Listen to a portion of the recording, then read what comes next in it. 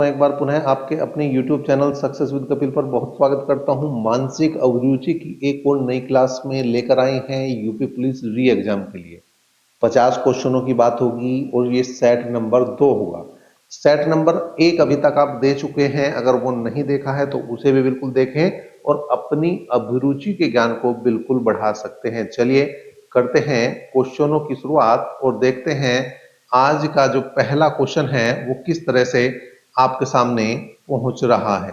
ये पहला क्वेश्चन आपके सामने, भारत में विधि का शासन किस रूप में है? भारत में विधि का शासन किस रूप में है? आपके सामने 4 ऑप्शन बिल्कुल है। पहला है संवैधानिक, दूसरा है गैर संवैधानिक और तीसरा है सांस्कृतिक और चौथा है सामाजिक। तो आप सभी जानते हैं इसका ए ऑप्शन जो है वो बिल्कुल क्या हो जाएगा भैया, सही हो जाएगा। दूसरा क्वेश्चन आपके सामने पहुंचा है। दूसरा क्वेश्चन क्या है? किस प्रकार के समाज में विधि के शासन की जरूरत महसूस होती है? तो यहाँ पर ऑप्शन नंबर इसका भी ए ही ऑप्शन जो है वो सही हो जाएगा। विभेदकारी जो है यहाँ पर शासन की जरूरत महसूस होती है। क्वेश्चन नंबर 3 आपके सामने है और क्वेश्चन नंबर 3 क्या कह रहा है? भारतीय संविधान ने विधि का शासन को कैसा अधिकार माना है? जो विधि का शासन है उसको किस तरह का अधिकार माना है? मूल अधिकार माना है, कानूनी अधिकार माना है, मूल कर्तव्य माना है या नीति निर्देशक तत्वों के अंतर्गत माना है? तो ये मूल अधिकार माना गया है।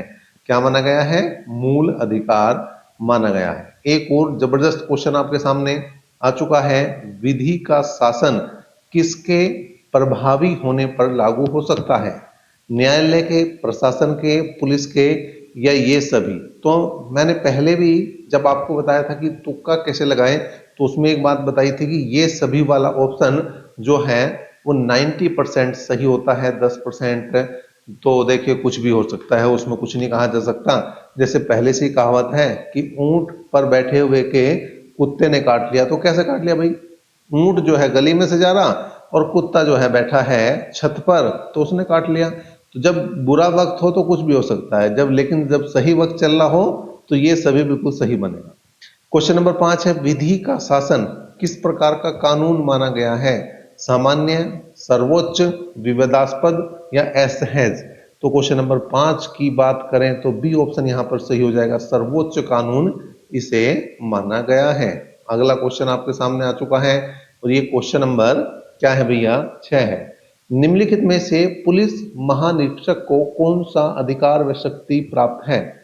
ए ऑप्शन है अपने क्षेत्र के किसी थाने में थाना प्रभारी को जो अधिकार प्राप्त है उनका प्रयोग स्वयं करना, किसी भी पुलिस थाने का निरीक्षण करना जो उसकी अधिकारिकता में हो, कर्तव्यों की अवहेलना पर अपने अधीनस्थ की जांच कर उसे दंडित करना, या चौथा ऑप्शन एक बार फिर से है ये सभी, उपरोक्त सभी।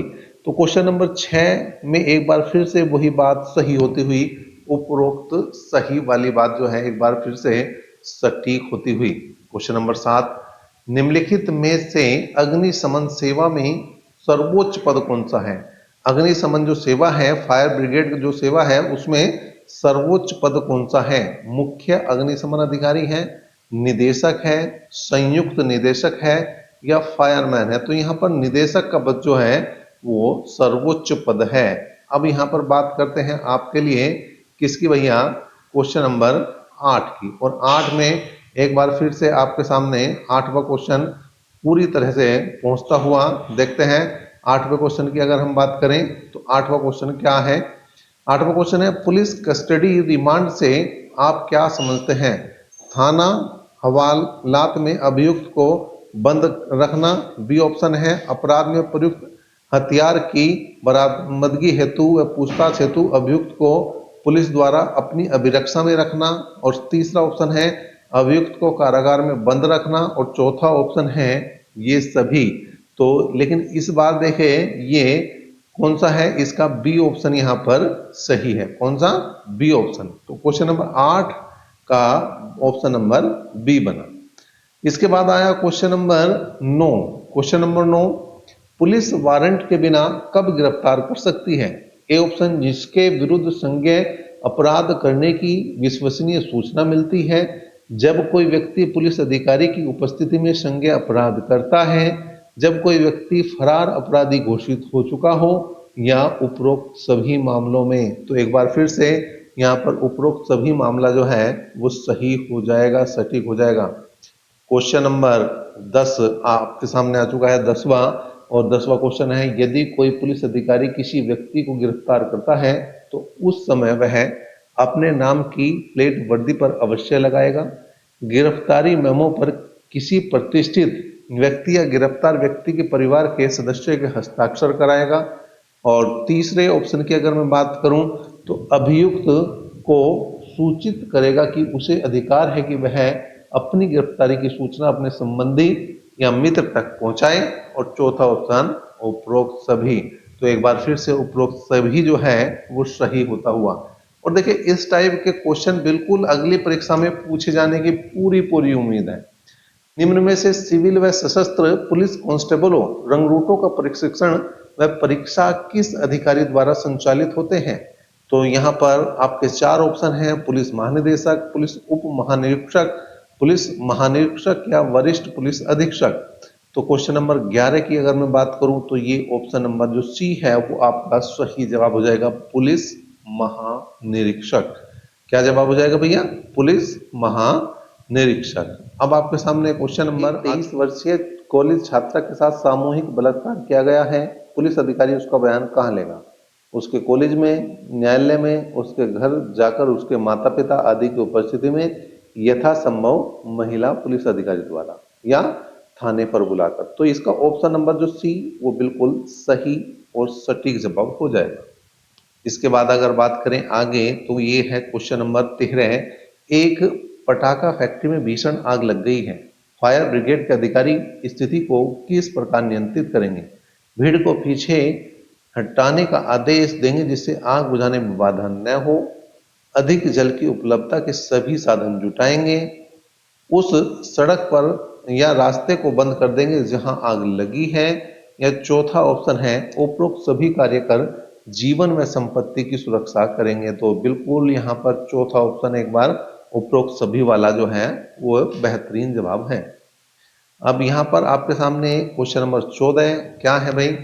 निम्नलिखित में से पुलिस अधिकारी पर लगाया जाने वाला कौन सा दंड बड़ा दंड नहीं है?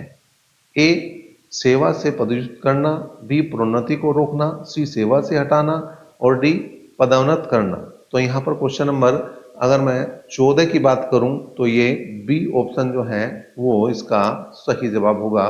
प्रोन्नति करना जो है, प्रमोशन करना को रोकना ही जो है वो बहुत बड़ा अपराध, मतलब बहुत बड़ी दिक्कत वाली बात उसके लिए नहीं होगी। लेकिन क्वेश्चन नंबर 15 की बात करें, यदि किसी पुलिस अधिकारी जिसके आचरण के विरुद्ध विभागीय जांच चल रही है उसे निलंबित कर दिया गया है तो अपने बचाव के लिए वह याचिका प्रस्तुत कर सकता है कि उसका निलंबन आधारहीन है, बी प्रतिवेदन प्रस्तुत कर सकता है उसका निलंबन दुर्भावना के कारण किया गया है, ये सी है, या डी विभागीय जांच 3 वर्ष में भी पूरी न हो पाने से निलंबन आदेश रद्द होना चाहिए। तो यहाँ पर क्वेश्चन नंबर 15 की बात करें तो ये बी ऑप्शन जो है यहाँ पर इसका सही जवाब हो जाएगा।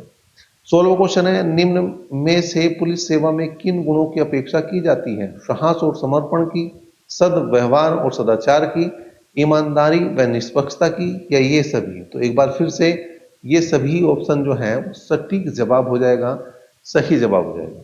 17वां है, उप निरीक्षकों के प्रशिक्षण में एवं परीक्षा में असाधारण विशिष्टता के लिए कैंडिडेट को कौन सी श्रेणी दी जाती है? कौन सी श्रेणी दी जाती है? तो यहाँ पर क्वेश्चन नंबर 17 की अगर बात करें तो जेड श्रेणी दी जाती है। कौन सी श्रेणी दी जाती है?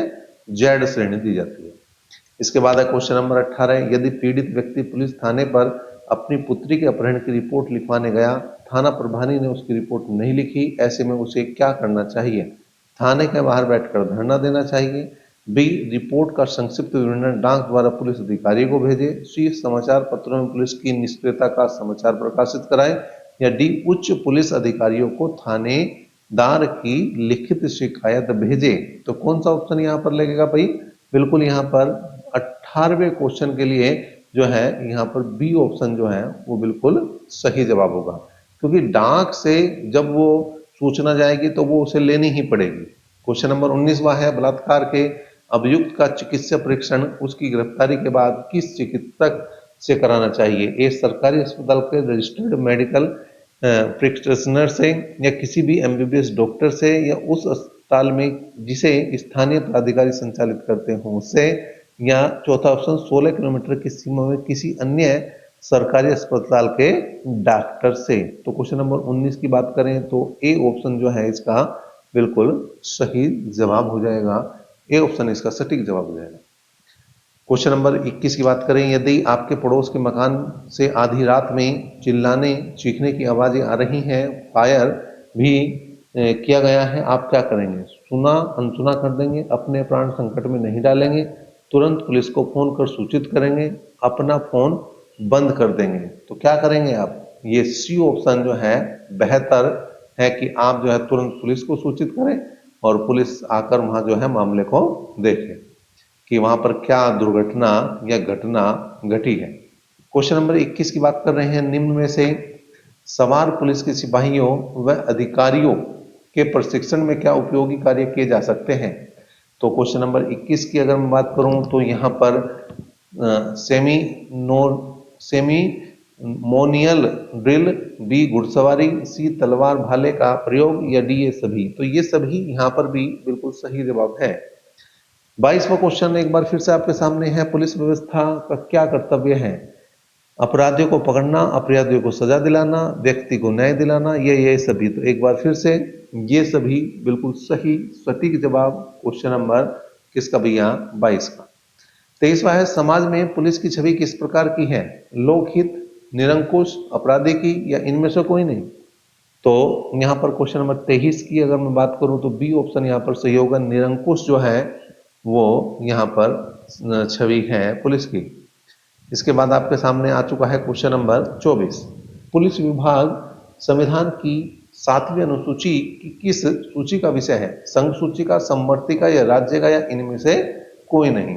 तो क्वेश्चन नंबर 24 की अगर मैं बात करूं तो ये राज्य सूची का बिल्कुल विषय है इसका, क्योंकि राज्य कर्मचारी है पुलिस, तो जो राज्य कर्मचारी है तो वो राज्य सूची में ही आएंगे। क्वेश्चन नंबर 25 है, राज्यों को आपराधिक गतिविधियों को रोकने की जिम्मेदारी किसकी है? केंद्र सरकार की, राज्य सरकार की, सीमा सुरक्षा बल की, या प्रशासनिक अधिकारी की? तो क्वेश्चन नंबर 25 की बात करें तो बी ऑप्शन यहाँ पर सही जवाब होगा। राज्य सरकार जो है अपने कदम उठाएगी, उचित कदम उठाएगी। क्वेश्चन नंबर 26 है, भारत सरकार ने पहली बार राष्ट्रीय पुलिस कमीशन की स्थापना कब की थी? तो 26वें क्वेश्चन की बात करें तो 1977 में ये कमीशन पहली बार गठित किया गया था। अपहरण के अपराध के लिए जिसमें फिरौती की मांग की गई है में सजा का प्रावधान कितना है? तो यहां पर अगर मैं सजा की बात करूं क्वेश्चन नंबर 27 के लिए तो मृत्यु दंड या आजीवन कारावास और जुर्माने का प्रावधान जो है ऐसे अपराध के लिए है। आगे बात करें क्वेश्चन नंबर किसके भाई? 28 की। कै की हत्या करने के इरादे से कै की झोपड़ी तक गया, उसने देखा कै झोपड़ी में सो रहा है।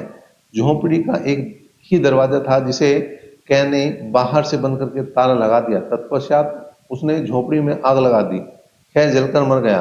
कै उत्तरदायी है घोर हत्या के लिए, हत्या के लिए, आपराधिक मानव वध के लिए जो हत्या नहीं है, आग लगाने और हत्या के लिए? तो यहां पर क्वेश्चन नंबर 28 के लिए जवाब कौन सा बनेगा? डी ऑप्शन बनेगा भैया। आग भी लगाई है उसने और हत्या भी की है। 302 का मुकदमा उस पर चलना ही चलना है। 29वां क्वेश्चन है, अपराध प्रक्रिया संहिता की धारा 144 का क्या प्रावधान है? तो क्वेश्चन नंबर 29 की अगर मैं बात करूं तो मानव जीवन के स्वास्थ्य का खतरा दूर करना, किसी व्यक्ति को बाधा या क्षति से राहत देना, बलवे या दंगे का निवारण करना, या उपरोक्त सभी? तो एक बार फिर से वही जवाब उपरोक्त सभी जो है वो सही होगा, सटीक होगा। आ चुका है आपके सामने क्वेश्चन नंबर कौन सा भैया? 30वां क्वेश्चन अब आपके सामने बिल्कुल आ चुका है।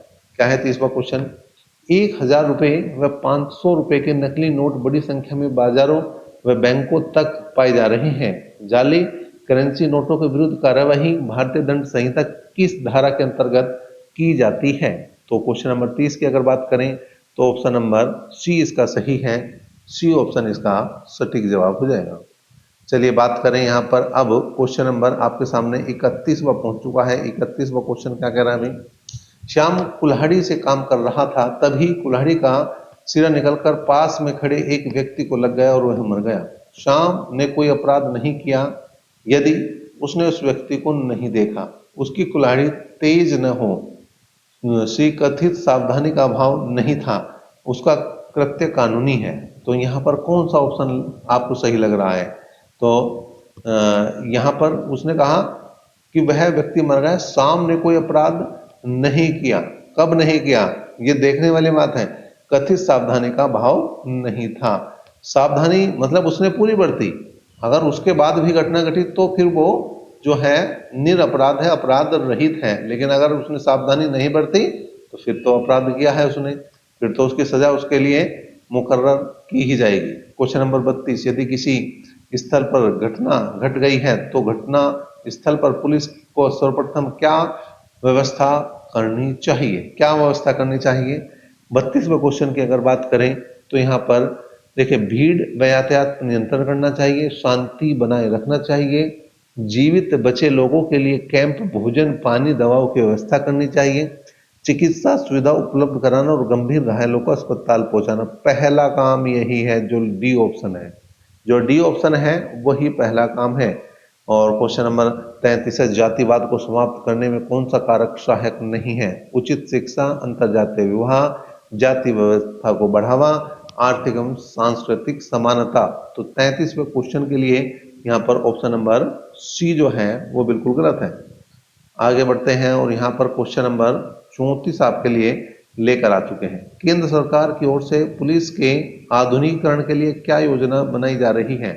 ए, उत्तर प्रदेश सरकार के लिए पुलिस आधुनिकीकरण हेतु केंद्र सरकार ने वर्ष 2009-10 के लिए 220 करोड़ रुपए का बजट स्वीकार किया है। इसके आगे अगर हम बात करें तो इसमें यहाँ पर क्या है, इस राशि से नक्सल युक्त और दस्युत प्रभावी इलाकों के लिए 9mm व ग्लॉक पिस्टलें व मशीन गन खरीदी जाएंगी। सी, आधुनिक रॉकेट लॉन्चर व नई तकनीकी से युक्त आंसू गैस गन खरीदने का प्रस्ताव है। और डी, उपरोक्त सभी कार्य पुलिस आधुनिकीकरण के अंतर्गत होंगे। तो क्वेश्चन नंबर 34 की अगर बात करें तो 34वें क्वेश्चन के लिए डी ऑप्शन एक बार फिर से उपरोक्त सभी जो है यहाँ पर आया और ये सही जवाब हुआ।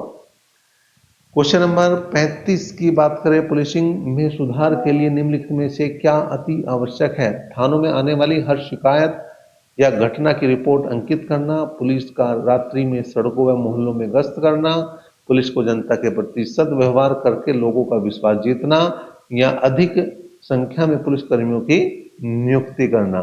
तो देखिए, जैसे जो बच्चे तैयारी कर रहे हैं उन्हें तो डी ऑप्शन सही लगेगा, भाई ज्यादा भर्ती होंगी तो हमारा फायदा होगा। लेकिन यहाँ पर क्वेश्चन के हिसाब से जो लगेगा वो सी ऑप्शन सही लगेगा। कौन सा? सी ऑप्शन सही हो जाएगा। चलिए अब यहाँ पर क्वेश्चन नंबर 36 आपके सामने रख दिया है हमने। कौन सा? Question number 36। सांप्रदायिक सद्भावना मजबूत बनाने के लिए क्या करना चाहिए? जातीय संगठनों पर रोक, बी, सांप्रदायिक शिक्षण संस्थाओं पर रोक, सी, सांप्रदायिक साहित्य पर प्रतिबंध, या डी, उपरोक्त सभी। तो 36वें क्वेश्चन के लिए एक बार फिर से वही उपरोक्त सभी वाला जवाब बेहतरीन है, सही है, सटीक है। संदिग्ध व्यक्तियों से कार्यपालक मजिस्ट्रेट कब सदाचार की प्रतिभूति ले सकता है? कब ले सकता है? तो क्वेश्चन नंबर 37 की अगर मैं बात करूं तो उपयुक्त की सूचना मिलने व सूचना सही होने के विश्वास पर यह ले सकता है। आगे बात करें तो ये क्वेश्चन नंबर 38 है, कार्यपालक मजिस्ट्रेट धारा 107 अपराध प्रक्रिया संहिता के अंतर्गत किन अपराधों पर परिशांति बनाए रखने की प्रतिभूति लेता है? ऐसा कार्य करने पर जिसने परिशांति भंग हो, बी, किसी व्यक्ति द्वारा परिशांति भंग करने की सूचना पर, सी, या लोक प्रशांति भंग करने पर, या डी, उपरोक्त सभी। तो 38वें क्वेश्चन की अगर हम बात करें तो डी ऑप्शन यहाँ पर सही जवाब हो जाएगा। आगे अगर हम बात कर रहे हैं 39वें क्वेश्चन की, किसी भी दुर्घटना, आकस्मिक घटना अथवा आपराधिक गंभीर अपराध की सूचना मिलने पर पुलिस को निम्नलिखित में से क्या नहीं करना चाहिए? एक, कोई भी कार्यवाही करने से पूर्व वरिष्ठ पुलिस अधिकारियों के घटनास्थल पर पहुंचने की प्रतीक्षा करनी चाहिए।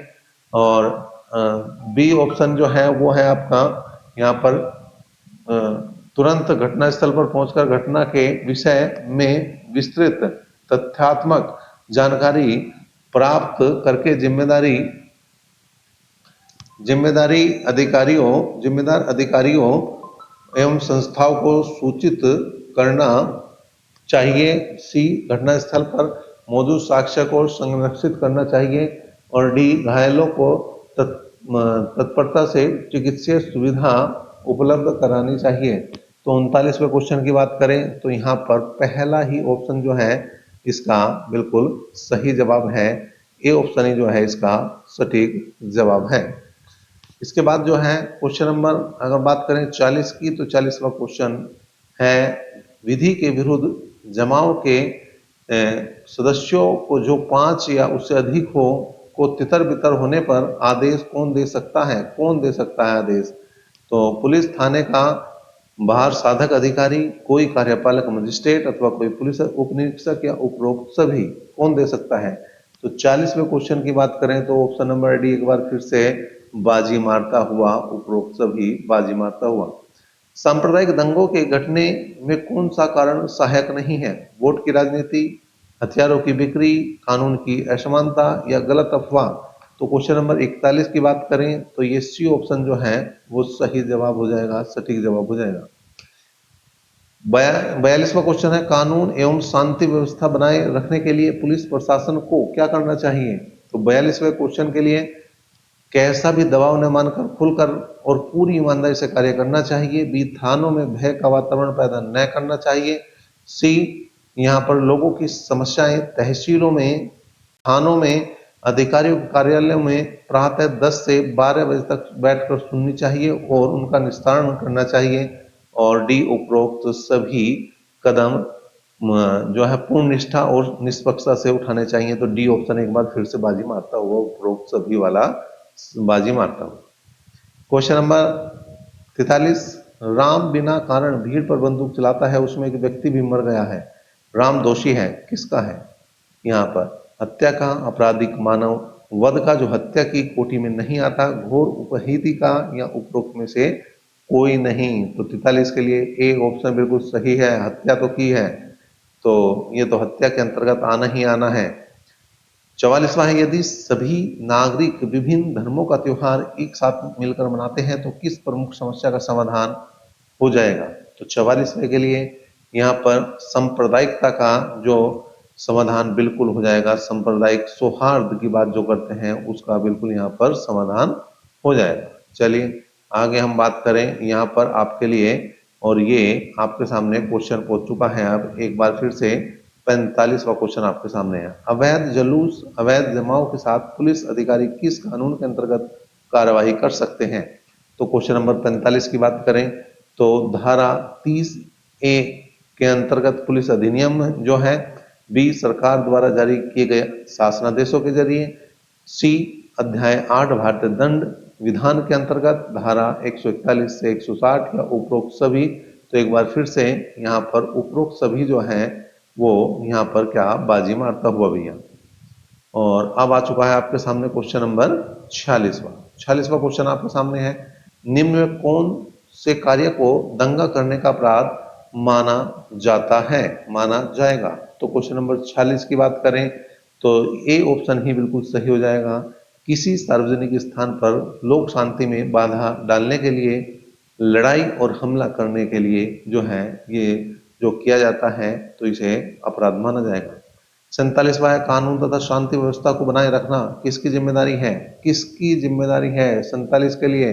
तो बिल्कुल राज्य सरकारों की जिम्मेदारी है। वैसे तो सभी की है लेकिन मुख्य जो जवाबदेही वो राज्य सरकार की है।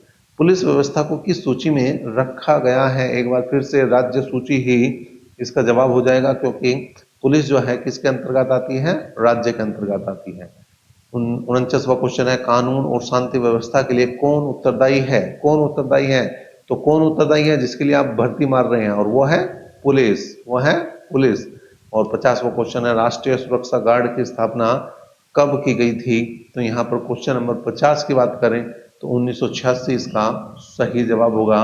सटीक जवाब हो जाएगा। तो इस तरह से ये 50 क्वेश्चनों का एक सेट रहा। आपको इन क्वेश्चनों से कितना लाभ मिल रहा है